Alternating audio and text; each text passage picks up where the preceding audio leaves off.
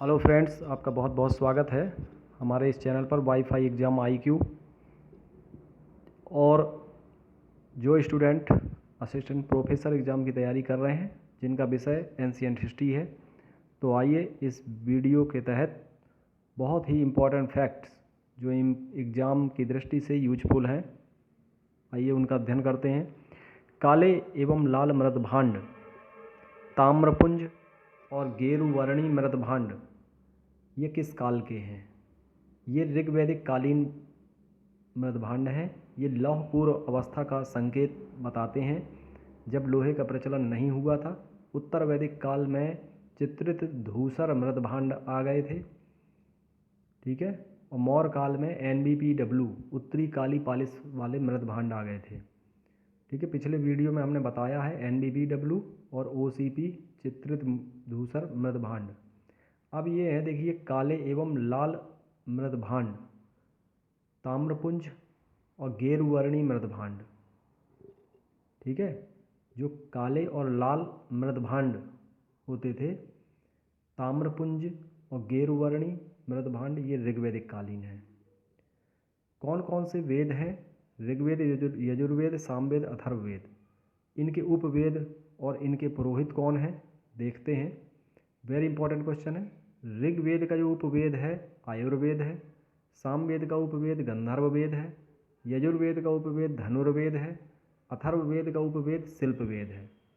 ऋग्वेद के पुरोहित होता, सामवेद का पुरोहित उद्गाता, यजुर्वेद का पुरोहित अर्धवायु और अथर्ववेद का पुरोहित ब्रह्म। यानी कि जो यज्ञ को कराते थे, जो इस वेद के जो पुरोहित होते थे, इस वेद को पढ़ने वाले जो होते थे, ये ऋग्वेद के पुरोहित को क्या कहा जाता था? होता। सामवेद के पुरोहित को उद्गाता, यजुर्वेद के पुरोहित को अर्धवायु, अथर्ववेद के पुरोहित को ब्रह्म। वेरी इंपॉर्टेंट, ध्यान रखिएगा। ज्योतिष का सबसे पहला ग्रंथ कौन सा है? वेदांग ज्योतिष। इसके लेखक हैं लगध मुनि। वेदांग ज्योतिष के रचयिता लगध मुनि। अब ज्योतिष ग्रंथ और भी कौन कौन से हैं उन पर नज़र डालते हैं। गार्गी संहिता, आपसे पूछा जाए गार्गी संहिता ये किस प्रकार का ग्रंथ है? ये ज्योतिष ग्रंथ है। नारद संहिता ये भी ज्योतिष ग्रंथ है। बृहद संहिता ये भी ज्योतिष ग्रंथ है, ठीक है। पाणिनि ने कहा है कि वेद रूपी जो शरीर है उसके मुख व्याकरण है, कान निरुक्त, नेत्र ज्योतिष, नासिका शिक्षा, हाथ कल्प, पैर छंद। यानी कि शरीर के विभिन्न अंगों से उसकी तुलना की है। वेदांग 6 हैं: शिक्षा, कल्प, व्याकरण, निरुक्त, छंद, ज्योतिष। शिक्षा, कल्प, व्याकरण, निरुक्त, छंद, ज्योतिष, ये ठीक है। तो 1 2 3 4 5 6 वेदांग हैं। वेदों को सही ढंग से समझने के लिए वेदांगों की रचना की गई है, ठीक। अब इसमें हम जान लेते हैं कि शिक्षा, कल्प, व्याकरण, निरुक्त, छंद। शिक्षा की तुलना शरीर के किस अंग से पाणिनि ने किया है? नासिका से। कल्प की हाथ से। शिक्षा, कल्प, व्याकरण मुख से। शिक्षा, कल्प, व्याकरण, निरुक्त कान से। छंद पैर से। ज्योतिष नेत्र से। अब ये शरीर के विभिन्न अंगों से इनकी तुलना की गई है वेदांगों की। ये किस लेखक ने किया? तो इसका नाम आप याद रखेंगे, मोस्ट इम्पॉर्टेंट है, पाणिनि। पाणिनि ने किया है। गुप्तकालीन स्मृति कौन कौन सी है? नारद स्मृति और विष्णु स्मृति। पूर्व मध्यकालीन स्मृति कौन सी है? देवल स्मृति, मोस्ट इम्पॉर्टेंट। तो देवल स्मृति आप याद रखेंगे, ये पूर्व मध्यकालीन है। गुप्तकालीन स्मृति है नारद स्मृति और विष्णु स्मृति। मिताक्षरा और दाय भाग ये 12वीं सदी के ग्रंथ हैं। मिताक्षरा और दाय भाग किस सदी के हैं? 12वीं सदी के। मिताक्षरा के लेखक विज्ञानेश्वर हैं। दाय भाग के लेखक जीमूतवाहन हैं। मिताक्षरा के लेखक विज्ञानेश्वर और दाय भाग के जीमूतवाहन। ऋग्वेद के 7वें मंडल में दासराग युद्ध का उल्लेख है। ऋग्वेद के 7वें मंडल में दासराग युद्ध का उल्लेख है। नप्त्र नाना, दादा, नाती, पोता के लिए ये प्रयुक्त शब्द है। जो इससे ऊपर का क्वेश्चन है, दासराग युद्ध का उल्लेख किस मंडल में है, ऋग्वेद के किस मंडल में है।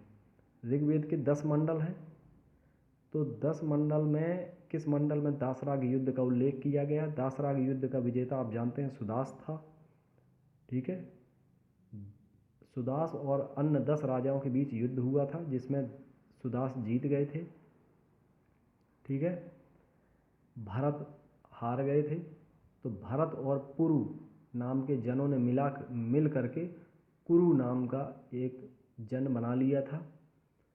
ऋग्वेद का 7वें मंडल है, उसमें दासराग युद्ध का उल्लेख है।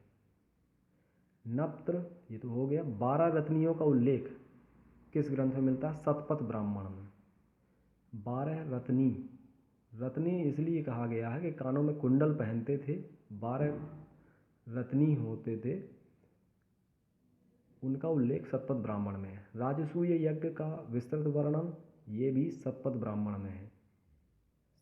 राजा की उत्पत्ति का सिद्धांत, ये मोस्ट इंपॉर्टेंट क्वेश्चन है, ऐतरेय ब्राह्मण ग्रंथ में कहा गया है। राजा की उत्पत्ति का सिद्धांत, राजा की उत्पत्ति का मतलब राजा अगर पूर्व दिशा को जीत लेता है तो उसे सम्राट कहते थे, उत्तर दिशा को जीत लेता है तो विराट कहते थे, पश्चिम दिशा को जीत लेता है तो स्वराट, और दक्षिण दिशा को जीत लेता है तो भोज। और इन चारों दिशाओं पर अगर विजय प्राप्त कर लेता है तो एक राट की उपाधि दी जाती थी। तो आप लोग याद रखिएगा, दक्षिण के लिए भोज, पश्चिम के लिए स्वराट, उत्तर के लिए विराट और पूरब के लिए सम्राट।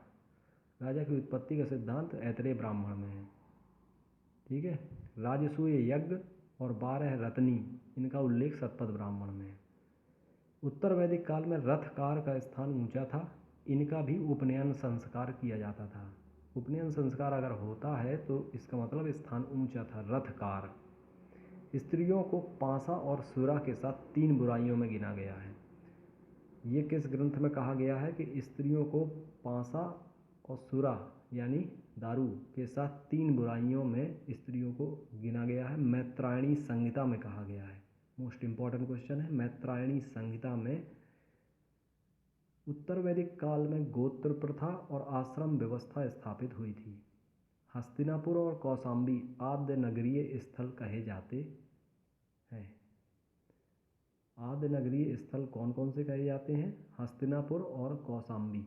उत्तर वैदिक काल में गोत्र प्रथा, क्वेश्चन आता है कि गोत्र प्रथा किस काल में उत्पन्न हुई, तो गोत्र प्रथा बनाई गई थी उत्तर वैदिक काल में। यानी एक ही गोत्र के अगर कोई व्यक्ति हैं तो उनका विवाह वर्जित कर दिया गया था, एक ही गोत्र में विवाह नहीं होगा। आश्रम व्यवस्था भी उत्तर वैदिक काल में स्थापित हुई थी। तो आज के ये मोस्ट इम्पॉर्टेंट क्वेश्चन आपको कैसे रहे, लाइक और शेयर करिए अपने दोस्तों को, जिससे वो भी इसका लाभ ले सकें। Thank you.